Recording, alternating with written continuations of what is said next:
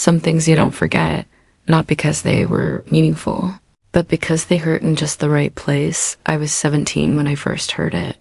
We were sitting in his dad's beat-up car in the school parking lot, and everything felt darker than the cloudy sky that day.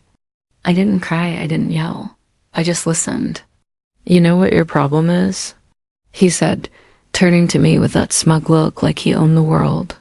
"You're full of ideas, but no one takes you seriously, not even me." It felt like something dropped in my chest, but I kept staring out the window, as if I'd already known he was going to leave. His name was Tyler.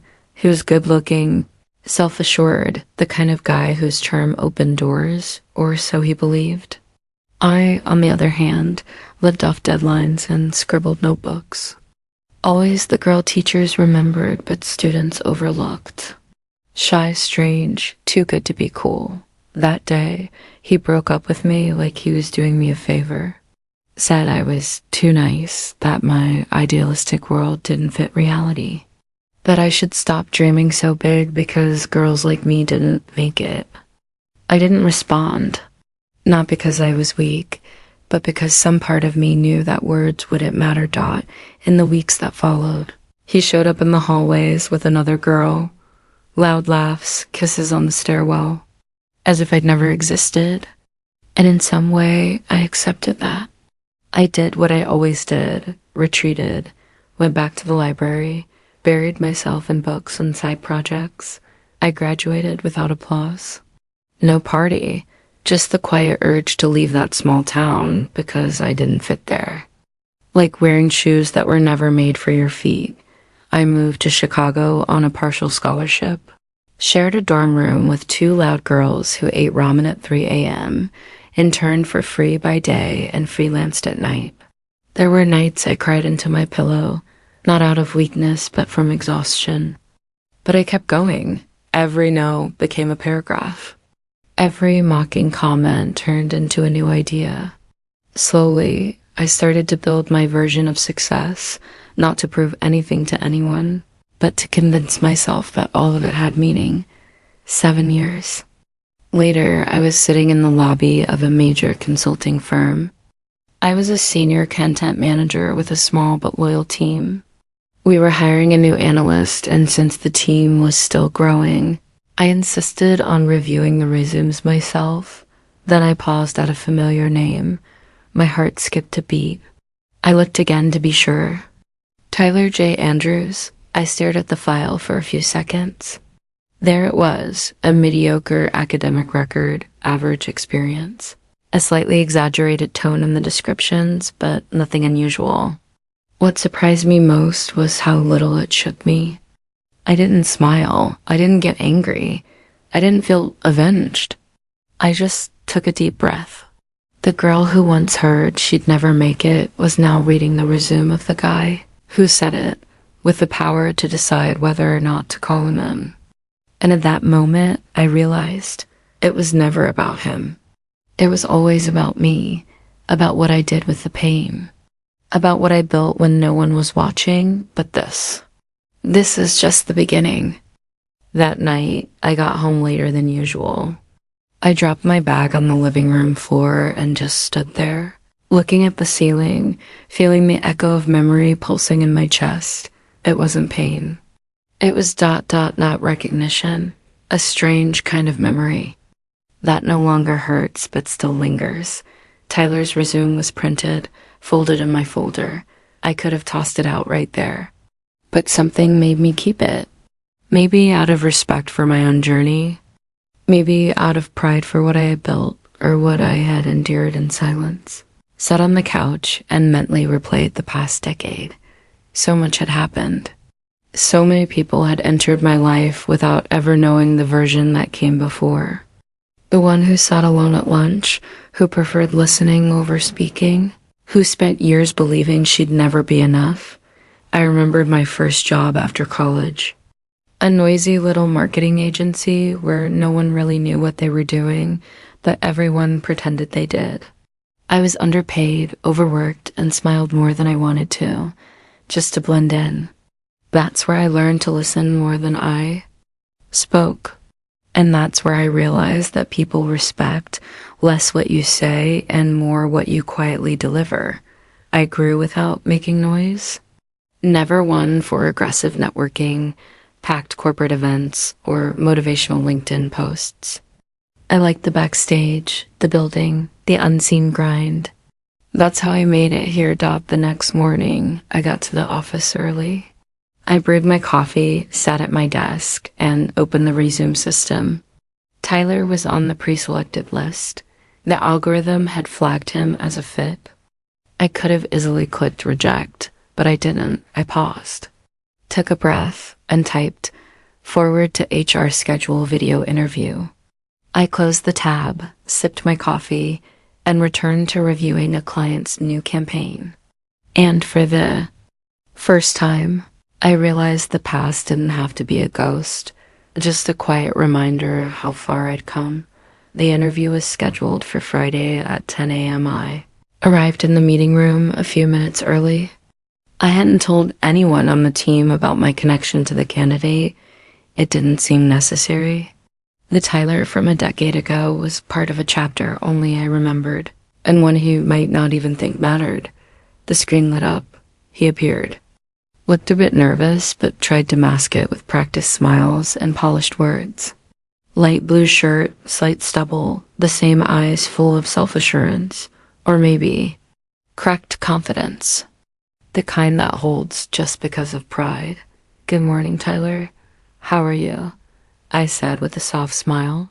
"Morning." "Doing great, thank you," he replied, not recognizing me. "I'm the content lead here. We'll be going over your background and experience, all right." He nodded. For the first 5 minutes, I just listened. The same voice that once dismissed me was now trying to impress me. There was irony in that, but it didn't bring me joy. Just clarity. At some point, he paused and asked, "Sorry, ... Your name sounds familiar. Have we met before?"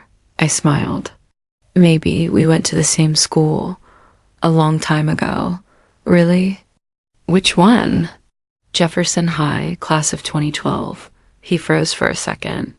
His eyes searched somewhere between the screen and memory.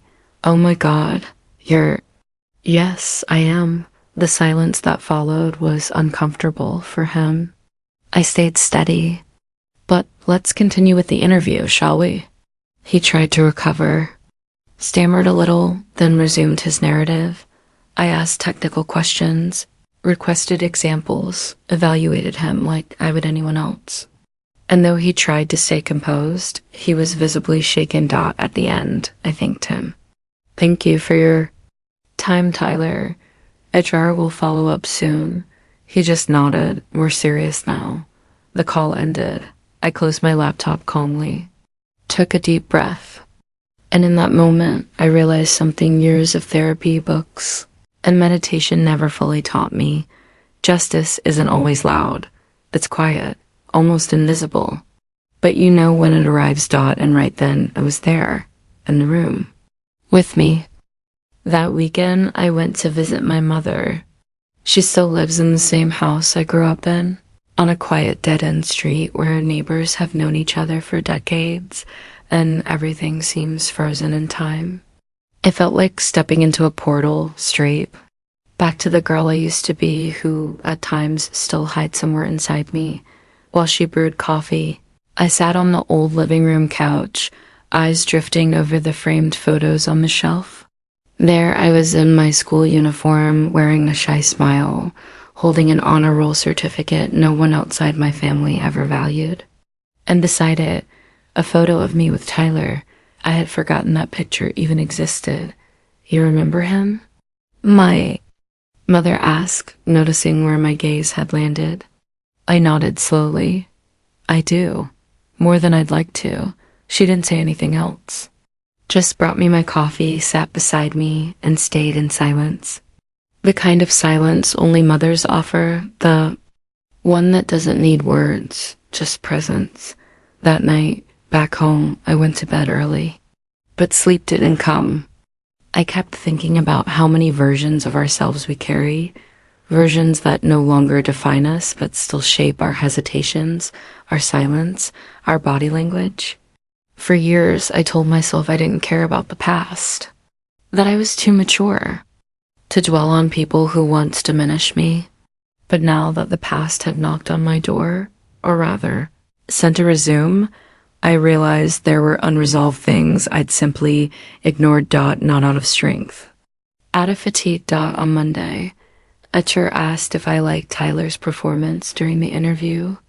I could have said no and ended it there, but I said it was average, nothing outstanding.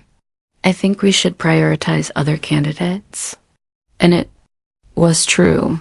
He wasn't the best fit. He never was. Later that afternoon, we received an email from him. He thanked us for the interview, for the opportunity, and said that regardless of the outcome, he was impressed by how I handled the conversation. He ended with a short sentence that echoed in my head for hours. You've really changed. Or maybe, you were always like this and I just didn't see it. I closed the email and rested my forehead on the desk for a moment. Not from exhaustion, from reflection. How many times do we wait for this kind of acknowledgement? How many times do we imagine the moment when someone from our past finally sees what was always there? And when it happens, the truth is, it doesn't matter anymore. I didn't need his validation. But I won't lie, that sentence stirred something inside me, not as a victory, but as a mirror. In a way, he was right. I hadn't changed that much. I had simply stopped hiding who I always was. That night, I called Claire, my college friend and one of the few who knows all the layers of me, even the ones I try to suppress. Remember that guy I told you about from high school? The handsome one who said you were too nice? She laughed. That one. He showed up, applied to my company. I interviewed him. No way, and nothing much. It was. Just ... strange. Are you hiring him? No. She paused and then said, you know what's wild? He hasn't changed. But you stopped needing his approval. That's growth. I smiled. For the first time in days, not out of irony or relief, but truthfully, that night I slept in peace, and the next morning, I decided to do something I had postponed for years, tell my story. Not the one others remember, but the one only I knew, the one I've carried in silence for so long. I opened my laptop, created a new document, and began to type. He said I'd never make it ... Writing my story wasn't easy, not because I lacked words, but because they came all at once, crashing over each other like they had been trapped for too long. I started by describing that rainy afternoon in the parking lot, the sound of light rain on the windshield, the sharp sentences delivered without hesitation. But I soon realized that what moved me wasn't the pain of that scene. It was everything that came after. Every sleepless night spent studying while roommates laughed in the kitchen. Every no that kept me up, sending out one more resume. Every email ignored. Every interview that ended with, you've got potential, but ... I remembered all of it. And strangely, the more I wrote, the more at peace I felt. As if by shaping the journey into words, I was finally acknowledging how far I had walked, even without an audience, without applause. I turned the text into a personal essay and posted it on an old blog I'd kept since college. It was half forgotten, more a refuge than a platform. I didn't promote it, just published it quietly. A few days later, one of the interns knocked on my office door. I saw your piece on Medium. That was yours, right? I looked up, surprised. Yes, how'd you find it? A friend shared it on Twitter. She said it. Moved her. I read it. And just wanted to say thank you for writing it. She left before I could say a word. I stood there, warmth spreading through my chest. Not vanity, but the realization that maybe my story wasn't just mine. Over the next few days, the post began to spread. Quietly, organically, just like everything else that had ever been truly mine. Strangers started reaching out, men and women saying they'd also been told they'd never be anything, that they too carried quiet scars. I replied as I could, sometimes with just a few words, sometimes only a heart emoji, but I read every line, felt every echo. It was like we were all connected by something that had never been spoken aloud, the trauma of being underestimated by someone we once loved. Then I received an unexpected email. Subject, about your story. From Tyler J. Andrews. My heart beat faster, but I'm no longer that 17-year-old girl. I opened it. I read what you wrote. Yeah, I knew it was you. Some parts stung, I admit. But what hurt the most was realizing you saw so much more than I did back then. I wanted to respond, but couldn't find the right words. So I'll just say what I should have said a long time ago. I'm sorry. I don't know if it means anything to you, but to me, it means everything. I stared at the screen for a long while. I didn't cry. I didn't smile. I just breathed. I closed the email without replying, not out of resentment, but because, for the first time, I realized I didn't need closure. I had already healed. The apology wasn't a key. It was just a period at the end of a sentence. I'd already finished. That night, I stepped out onto my balcony and looked at the city. The lights below seemed to breathe.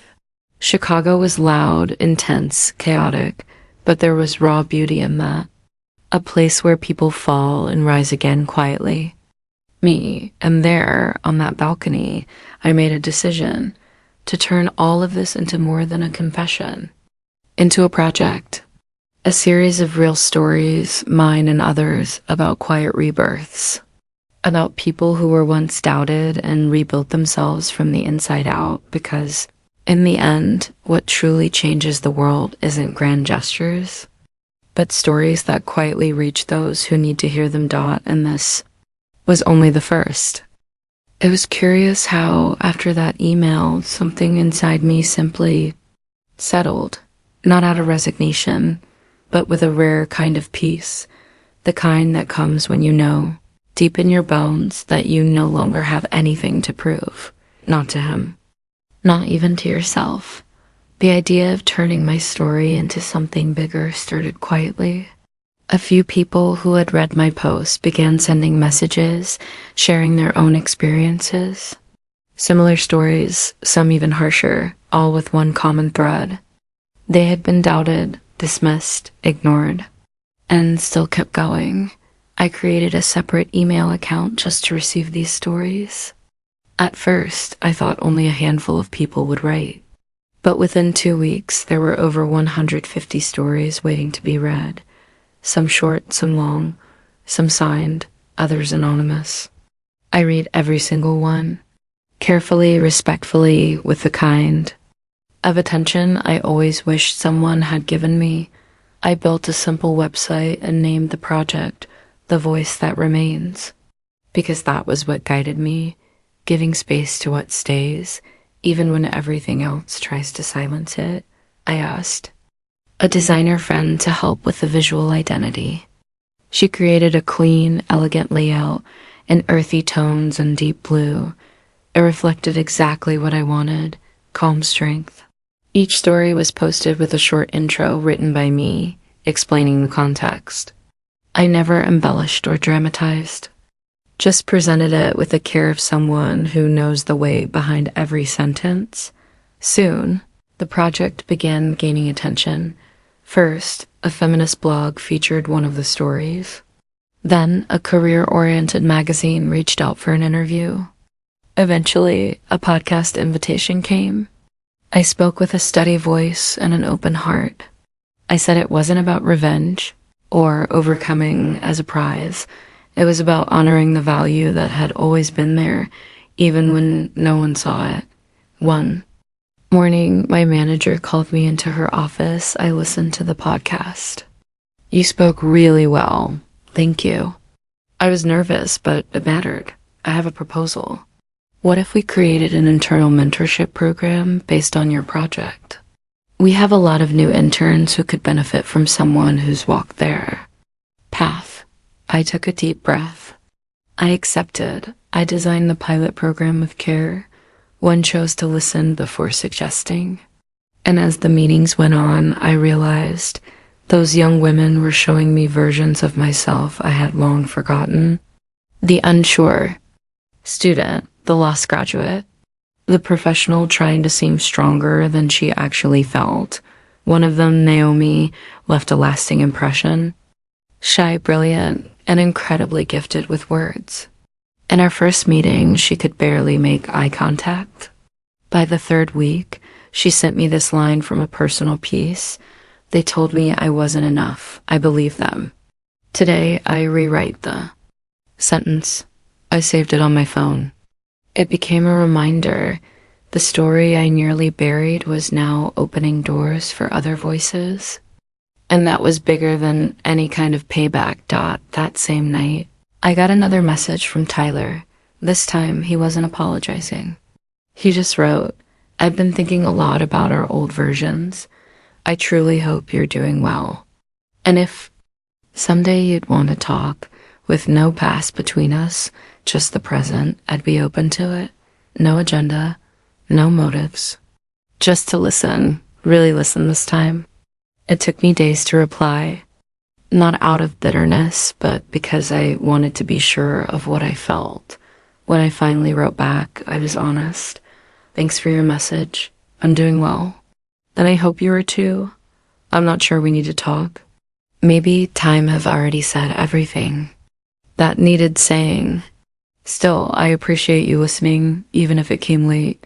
He never replied. And that was okay. Sometimes silence is a form of understanding too. At the end of that month, I sat in the cafe where I used to study during my early years in Chicago. A small place with dark wooden tables, the constant smell of freshly brewed coffee and soft jazz playing in the background. One of the few spaces that had witnessed every version of me, from the insecure student to the woman, now guiding others not to doubt their own voice. As I stirred my coffee, I thought about the path I'd walked to get here. There were no grand milestones, no trophies on the wall, no awards, no magazine covers. But there was something greater: consistency, integrity, and above all, peace. A new message arrived in the project's inbox. It was from a woman named Veronica, 38, single mom, recently divorced, trying to re-enter the workforce after years, devoted to family. She shared how, in her latest interview, the recruiter asked if she still had enough energy to compete with younger women. It crushed her, until she found my post. She wrote, "For a moment, I thought my story had ended. But your words showed me maybe I just need to tell it again, differently." Tears welled in my eyes, not from her pain, but from recognizing myself. In her words, "I too once thought my story had ended when I was told I wasn't enough, that I wouldn't amount to anything. But the truth is, no one gets to say where our story ends. Only we do." In the months that followed, the project grew. People began suggesting topics, sending videos, proposing meets.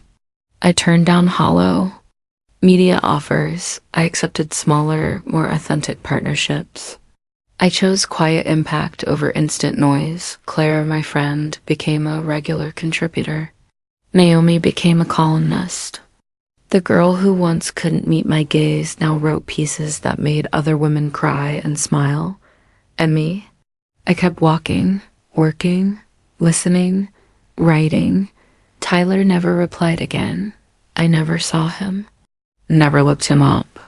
At some point, I realized he had become just a symbol, a name among many, a memory that no longer hurt, just taught.